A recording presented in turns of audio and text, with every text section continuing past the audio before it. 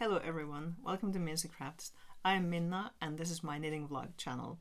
I'll be sharing with you my knitting projects and other projects that I get into crafting. Now, if you have followed me before, you might notice that something is slightly different in my knitting nook. So knitting nook is still in the northeast of England, but what I have managed to do is there's a little space between the little couch behind me and the desk, and I fit a small chair between. So now I'm able to do this without disturbing the dogs, who really love spending time on this little couch behind me. And also it won't then disturb me as much. And we have both dogs are here. Agatha, do you want to say hello? Say hello. And she is grooming the older dog because she is a little darling. I spoke too soon that I can do the filming without being disturbed by the dogs. The little dog Agatha is very eager to be part of this filming here. Alright, situation sorted with the little dog attack. So I have too soft of a heart. I could just like close them out, and that's what I did with the initial couple episodes.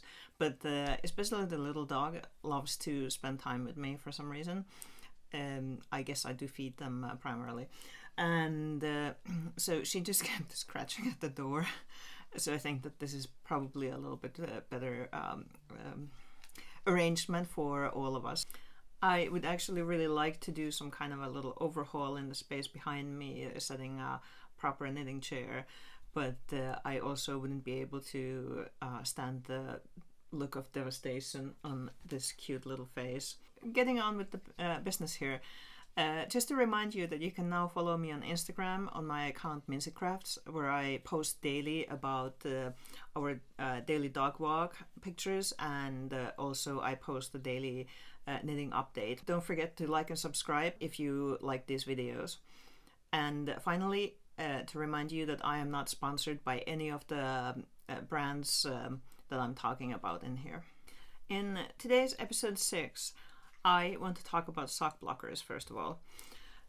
So you may remember me saying from a previous episode that I have not really blocked my socks before. I usually just put them to use pretty much directly.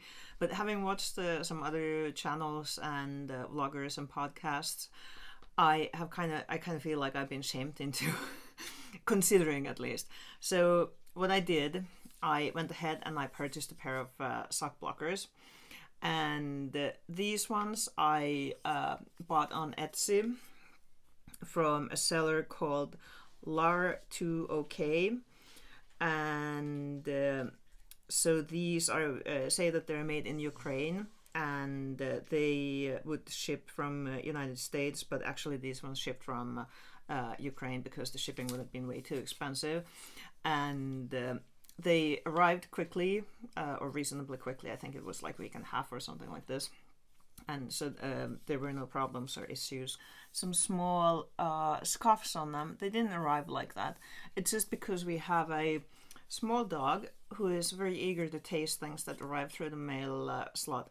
And actually, I don't even understand how the mail person fit this through the mail slot. These, I'll take one of these a little bit for a closer inspection.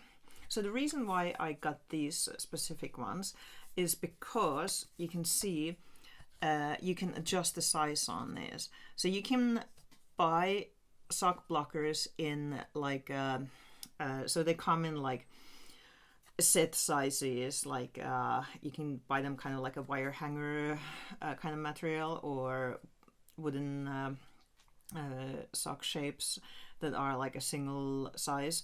But I thought that getting a adjustable size would be more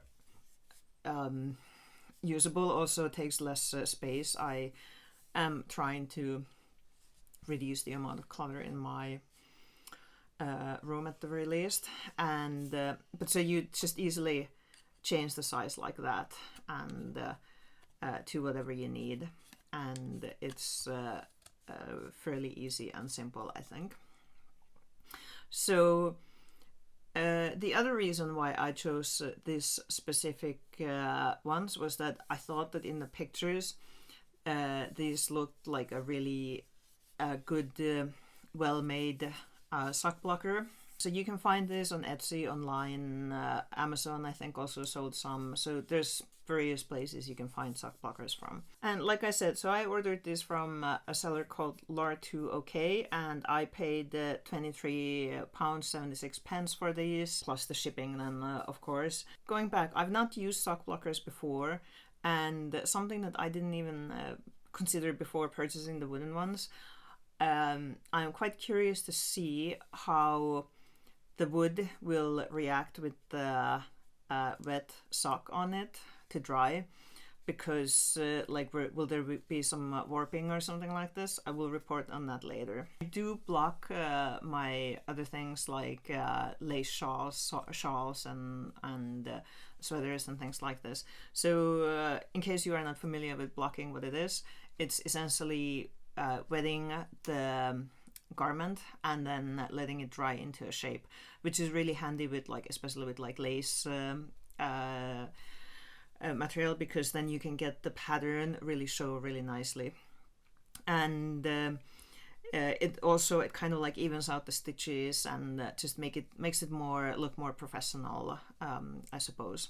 I kind of looked into this a little bit. I'm not a pro at blocking. I usually do what is called wet blocking, so I just completely dunk the garment into water, do a little gentle wash for it, and then I'll use a towel to, so first of all you squish the water out of the garment very gently, as much as pressing it together, and then what I do is also press it in between towel to remove the excess water, and I try not to stretch it too much. You may remember from my previous episode with the snood, where I think that was the stage where the stretching for it happened, when I blocked it the first time before I felted it. So it is something to consider, that you want to be quite gentle with this process. Wet blocking is what I do. The other blocking methods. But we have steam blocking, spray blocking, and dry blocking.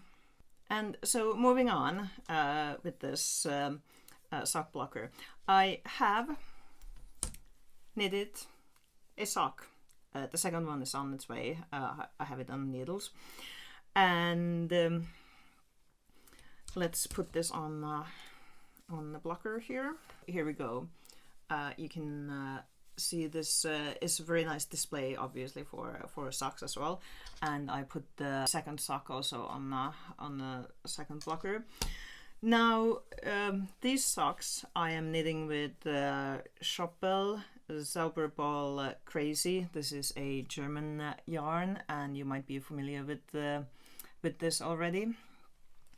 This one is, I'll be probably pronouncing this pretty badly, but the color is called Fliederduft. I apologize. I suspect that there is at least one person in my audience who speaks German. So this is a 4-ply yarn. It's 100 comes in a 100-gram ball. This is now half the ball left, and there's 420 meters in this. So I have knitted with the Zauberball Crazy Yarn a couple of socks some years ago already, and this yarn also, it has been in my stash for quite a while. I purchased this from, I went to visit home, and I purchased this in at the Lankamaailma in Oulunkylä, Vantaa in Finland.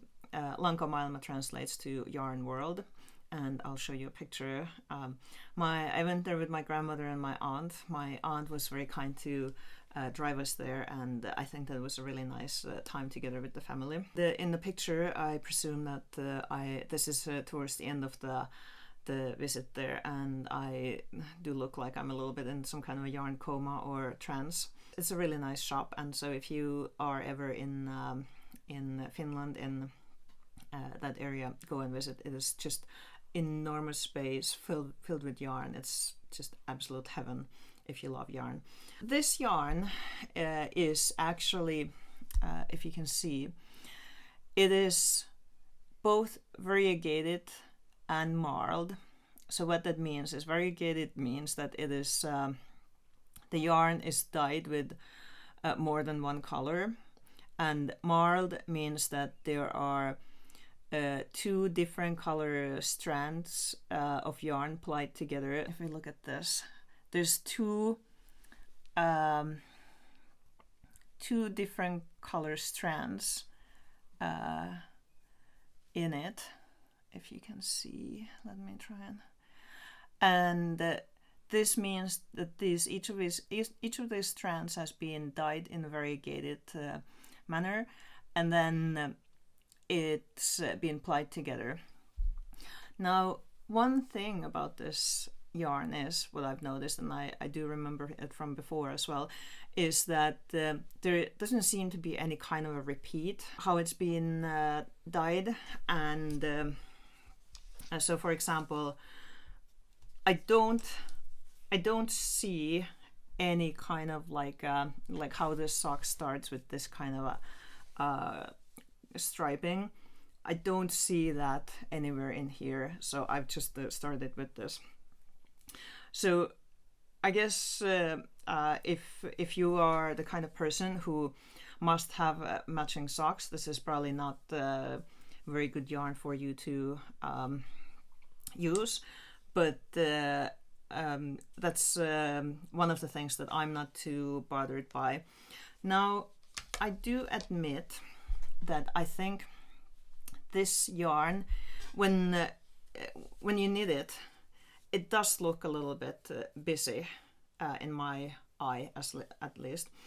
I think it's fine for a sock, but and so this is just my opinion. Like, I see people who have knitted something in variegated yarns and even marled yarns, like this, like a bigger garment, like a sweater or something like this, and it just looks beautiful. But I, for some reason, I can't imagine myself making a sweater or cardigan out of this kind of a very busy yarn. But it's I think it's fine for socks. If you look at the balls, how they've been made, wound into how the colors just like are shown in these like strands of yarn. So I think that this is actually ingenious how they've made this, because just looking at the different color balls, it just looks delicious, doesn't it? And you just want to buy it. and even though I know that it's not going to be the kind of a yarn that I might be knitting a lot of things with, but just looking at them, it is really beautiful. Tell me in the comment section if you have ever bought yarn that you thought was really pretty and then started knitting with it and realized that maybe it wasn't like exactly what you had thought it would be. Also, let me know if you've used these Zauberball Crazy Yarns, and what did you make with them. I'd be quite interested to hear. And also, obviously, what I'm saying here is just purely my opinion, so I'm very interested in hearing other opinions. And also to mention about the marled yarns is that one way to achieve a marled effect is also to knit with two strands of different yarns, and I have definitely used that technique before. So one example would be when you want to like combine a wool yarn with like mohair to get a little bit of that like fluffy halo effect into your garment. And I do think that those ones are very very pretty, and but that's like a more of a you don't get this kind of a color changes in it. One of the things that I am going to do is block this sock then next, and I'll be sharing with you probably in the next episode how it will turn out looking then. And now I will get into my new project update, and this is, let me just get it to you the right way around. So this is Citron Shawl. This pattern is by Knitty, and you can get this. This is a free pattern. You can find it on Ravelry. I will put the link below. or you can also find it on knitty.com, and this is absolutely a beautiful pattern. I can't wait for this to be finished and I can block it and show it to you properly. So this I found online a number of years ago, and I've thought that I will need to make this. The yarn that I'm using here is actually a lace yarn, very fine yarn that is by Blacker Breeds blue-faced Leicester sheep yarn lace, and so like that. And this one is called, this colorway is called Coral Maze. This Blacker Breeds yarn that I'm using is comes in a 50-gram ball, and it's 350 meters in this. The yarn that the original pattern used was Malabrico Lace Baby Merino, which is 430 meters per 50 gram skein. So what I have is actually a little bit even thicker than what they had used. What drew me to this pattern was you can see that kind of a ruffled part, and then so it's kind of a striped, and I just thought that was so pretty, and so I put this into my queue of projects. And how you obtain this kind of ruffled pattern is by doing very aggressive increases and then very aggressive decreases at the top here, and it turns out really beautiful. I do have to say that this project requires a lot of stitch counting, so I suspect I'm probably gonna have to make this a little bit bigger than the pattern has repeats for, but it does give you how to make it bigger, so it gives the how many increases for it, all of the different increase rows than you'll do. I suspect that I'll be having 1,000 stitches on the needles at the end, which I can't even actually imagine how long that's going to take to knit one row then. But I'll worry about that when I get to that. I think I have like 500 stitches on the needles here. I will need a longer 3.5 millimeter circular needle. The original pattern, they used 4 millimeter needle, but I'm using 3.5. I somehow thought that with the 4 millimeter needles this would turn out a little bit too much of a see-through, and I'm pretty pleased with my gauge on this anyway. So I can't wait to finish this and then be able to show you the final finished blocked version of this, because I think this is going to be just amazingly beautiful, and I really love this color. I don't think I have any shawls in greens actually. Then I'll give you an update on the King Cole sweater project, which if you're interested to hearing more about this, go and visit the previous episode and you'll find out more about the sweater project. I will review this as we go along. So I have finished the front piece now. If you can see, this is not blocked, or I haven't even weaved in the ends yet, and I think it turned out really beautiful. I just really love this the tweed look. It's just so pretty. I'm so in love with this actually, and I'm very happy. So I haven't cast on the next piece yet. I will do it hopefully sometime during this coming week. And then this is also very nice. It knits very quickly because the yarn is quite chunky. So it's one of those projects that feels like it actually progresses quickly, even though it is quite a large project. And leave any other comments below you might have. And also don't forget to like and subscribe if you enjoyed watching this video. And I'll be putting all the links for the various patterns and yarns I'm using in these projects down below. And I would like to thank you for watching.